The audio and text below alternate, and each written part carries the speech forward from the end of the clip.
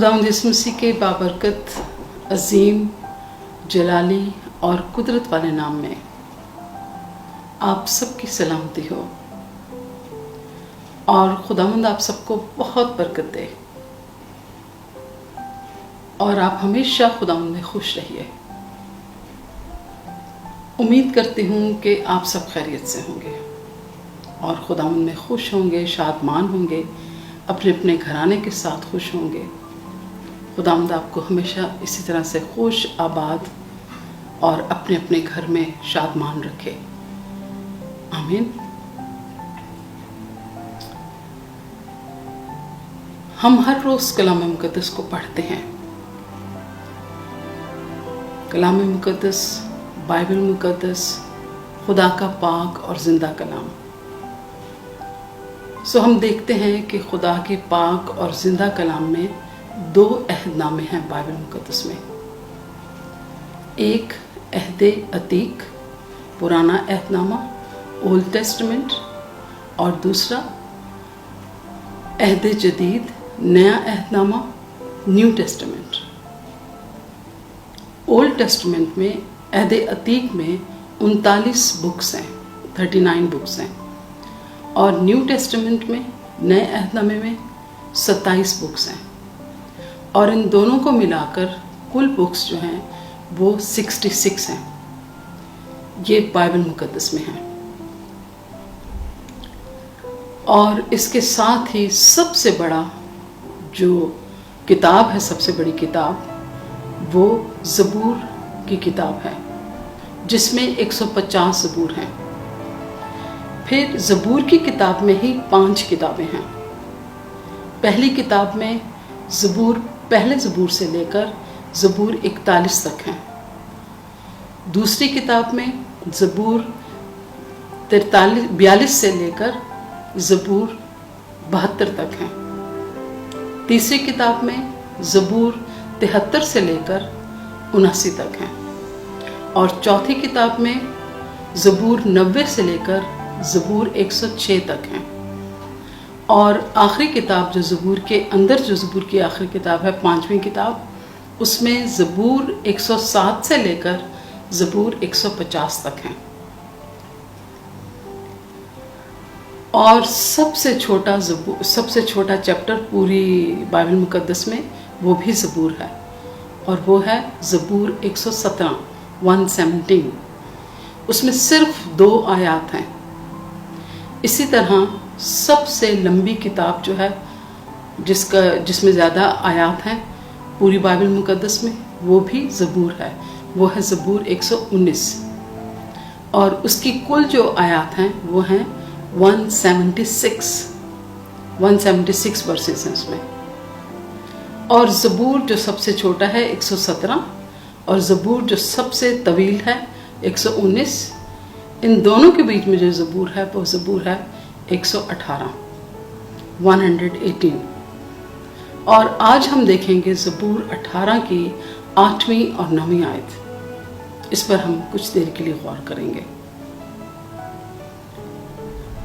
ज़बूर 118 की 8वीं और 9वीं आयत ये है कि खुदावंद पर तवक्कुल करना इंसान पर भरोसा रखने से बेहतर है।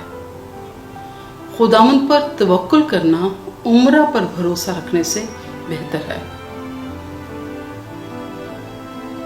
इंसान होते हुए, ईमानदार भी होते हुए, खुदा के साथ भी चलते चलते हम बहुत दफ़ा अपने हालात की वजह से, ऐसे फिक्रात की वजह से, कभी किसी परेशानी की वजह से, बहुत दफ़ा हम क्या हो जाते हैं, अपना तवक्कुल खुदा पर रखने की बजाय हम डगमगा जाते हैं।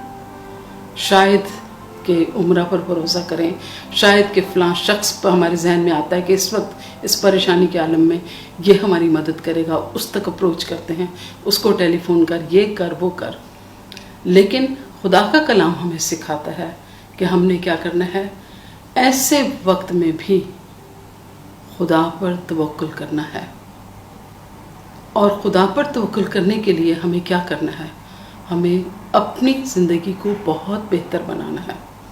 اپنی زندگی کو ایک خوبصورت زندگی اور ایک ایسی زندگی بنانا ہے جو خدا کو پسند ہو۔ تو ہم کتاب مقدس میں سے ایک ایسی زندگی دیکھیں گے، ایک خدا کے بندے کی، خدا کے نبی کی، جس کی زندگی ایک مثالی زندگی تھی۔ اور وہ کہاں ہم پڑھتے ہیں؟ ہم دانیل کی کتاب میں پڑھتے ہیں۔ دانیل کی کتاب، اس کا 6واں باب، وہاں پر ہمیں ایک مکمل زندگی کی کہانی ملتی ہے، ایک مکمل زندہ واقعہ ملتا ہے جس سے ہم بہت کچھ سیکھ سکتے ہیں، اور وہ ہے دانیل نبی کی زندگی۔ دانیل نبی جس وقت جہاں پر تھا وہ یہودا کے اسیروں میں سے تھا، اور اس وقت مادیوں اور فارسیوں کی حکومت تھی، اور دارا بادشاہ حکومت کر رہا تھا۔ دارا بادشاہ نے یہ چاہا کہ اس کی مملکت پر حکومت کرنے کے لیے اس کے پاس ناظم ہونے چاہیے۔ اس نے 120 ناظموں کا چناؤ کیا اپنی حکومت میں، جو کہ مملکت کا نظام چلائیں، اور ان پر پھر 3 وزیر مقرر کیے اس نے، تاکہ ناظموں کی کارکردگی پر یہ 3 وزیر جو ہے وہ نظر رکھیں۔ اور ان 3 وزیروں میں سے جو ایک وزیر تھا وہ دانیل نبی تھا۔ دانیل نبی گو کے اسیروں میں سے تھا، لیکن دانیل خدا کے ساتھ ساتھ چلتا تھا، اور پاک کلام میں یوں لکھا ہے کہ اس میں فاضل روح تھی، اور وہ خدا کے ساتھ وفادار تھا۔ جب وہ اتنی اچھے طریقے سے حکومت کے کاموں میں اپنا کام کرتا تھا، تو بادشاہ نے چاہا کہ اس کو میں مملکت میں سب سے بڑا عہدہ دوں اور یہ سارا نظام یہ چلائے۔ جب یہ بات باقی وزیروں اور مشیروں کو پتہ چلی تو وہ حسد میں آ گئے، اور انہوں نے چاہا کہ ہم کسی طرح سے دانیل نبی کو بادشاہ کی نظروں میں کم کر دیں، اور بادشاہ اپنے اس ارادے سے باز آ جائے۔ وہ سب مل کر، وزیر، مشیر، ناظم اور کچھ عمرہ سردار مل کر بادشاہ کے پاس گئے، اور بادشاہ سے کہا کہ ایسا ایک آئین جاری کر، ایک ایسا حکم جاری کر کہ 30 دن تک، 30 ڈیز تک صرف تیرے سوا اور کوئی شخص کسی بھی معبود یا اور کسی بھی آدمی کو سے کوئی درخواست نہ کرے، صرف وہ دارا بادشاہ سے درخواست کرے۔ کتنے دن کے لیے؟ 30 ڈیز کے لیے۔ تو بادشاہ نے اس بات کو ایگری کیا، اور یہ حکم نامہ لکھا گیا، اور اس پر وزیروں، امیروں نے، اور اس کے ساتھ ہی وزیروں نے اور ناظموں نے اور بادشاہ نے اس پر دستخط کیے، اور یہ ایک قانون بن گیا کہ آنے والے 30 دن تک کوئی شخص بھی کسی بھی معبود اور کسی بھی آدمی سے کوئی درخواست نہیں کرے گا سوائے دارا بادشاہ کے۔ یہ حکم جاری ہو گیا۔ اس کے ساتھ ہی ان لوگوں نے یہ کرنے کی کوشش کی کہ ہم دانیل میں کوئی قصور ڈھونڈیں، لیکن کلام مقدس میں یوں لکھا ہے کہ وہ دانیل میں کوئی خطا یا کوئی تقصیر یا کوئی قصور نہیں پا سکے، کیونکہ دانیل کی زندگی ایک بہت ہی خوبصورت زندگی تھی۔ جب انہوں نے دیکھا کہ اس میں تو کوئی ہم قصور ہی نہیں پاتے، ہم اس کو کس بات میں پکڑیں، تو انہوں نے کہا کہ ہم اس کو ایسا کرتے ہیں، یہ جو جس خدا کی پرستش کرتا ہے، جو یہ شریعت جس پر وہ عمل کرتا ہے، اس میں اس کو ہم پکڑتے ہیں۔ اور وہ سب جمع ہو کر گئے، اور انہوں نے دیکھا کہ دانیل کرتا کیا ہے۔ اب دانیل نبی کی جو زندگی تھی وہ یہ تھی کہ وہ ہر روز دن میں 3 بار گھٹنے ٹیک کر اپنے کمرے کی کھڑکی کھول کر، جو اس کی کھڑکی کھلتی تھی وہ یروشلم کی طرف کھلتی تھی، اپنی کھڑکی کمرے کی کھول کر گھٹنے ٹیک کر دن میں 3 بار وہ خدا کے حضور جھک کر دعا کیا کرتا تھا۔ یہ چیز ان سب لوگوں نے دیکھی، وہ جمع ہو کے آئے، اور انہوں نے دیکھا کہ دانیل تو 30 دن کا حکم ملا ہے کہ کوئی بھی بادشاہ کے سوا کوئی بھی کسی معبود کے آگے درخواست نہیں کرے گا، لیکن یہ تو اپنی اسی روٹین میں ہے، اور یہ 3 دفعہ دن میں عبادت کرتا ہے۔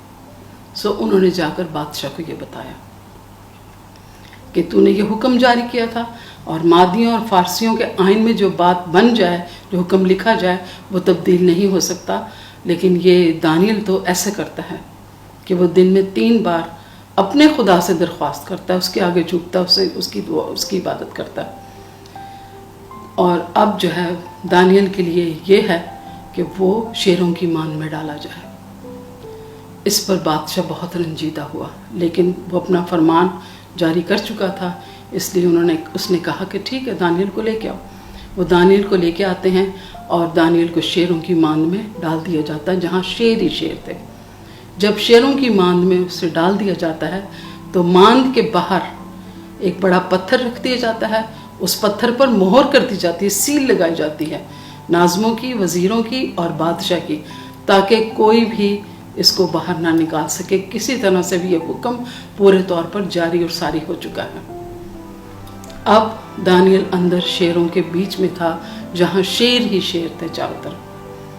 اور شیر ایک ایسا جانور ہے کہ جس کے سامنے انسان آ جائے تو وہ اس کو کبھی بھی نہیں چھوڑے گا، اس کو اسی وقت 1 منٹ سیکنڈ بھی نہیں لگائے گا اور وہ اس کو کھا جائے گا، ختم کر دے گا۔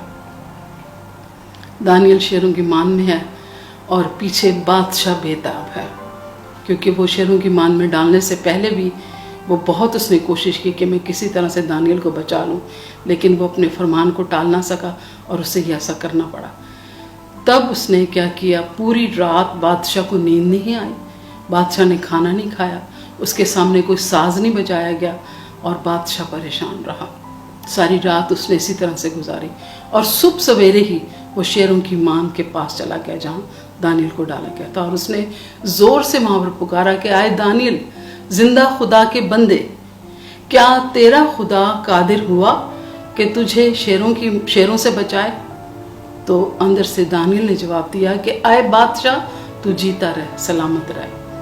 میرا خدا جس کی میں عبادت کرتا ہوں، اس نے اپنے فرشتے کو بھیجا اور فرشتے نے آ کر شیروں کے منہ بند کر دیے اور انہوں نے مجھے کوئی ضرر نہیں پہنچایا، اس لیے کہ میں اپنے خدا کے حضور بھی راست تھا، اور آئے بادشاہ میں نے تیرا بھی کوئی خطا نہیں کی تھی، کوئی گناہ نہیں کیا تھا۔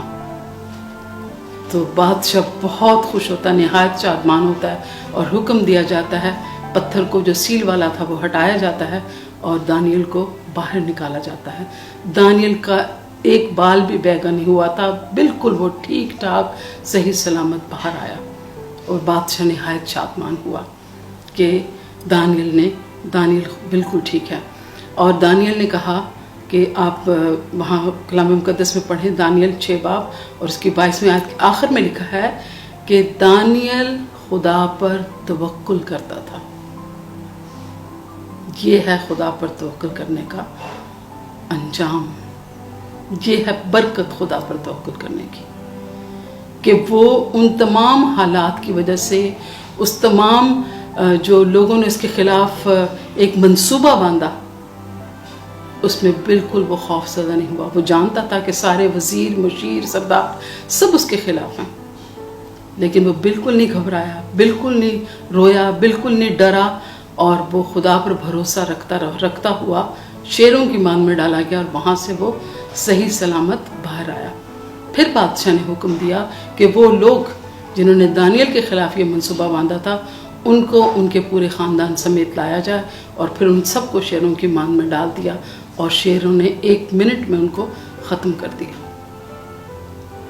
ہم اس بہت خوبصورت واقعے سے یہ سیکھتے ہیں کہ خداوند پر بھروسہ رکھنا انسان پر بھروسہ رکھنے سے بہتر ہے، کیونکہ انسان دوسرے انسان کے لیے بہت کم لوگ اچھا چاہتے ہیں، یہی چاہتے ہیں کہ دوسرے کی بھلائی نہ ہو، میری ہو جائے۔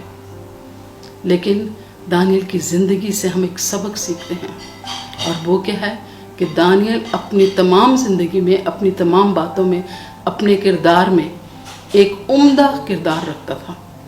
اس میں کوئی تقصیر، کوئی خطا، کوئی گناہ وہاں کے لوگ نہ پا سکے، تو اس کو اس بات پر پکڑا کہ یہ خدا کی عبادت کرتا ہے۔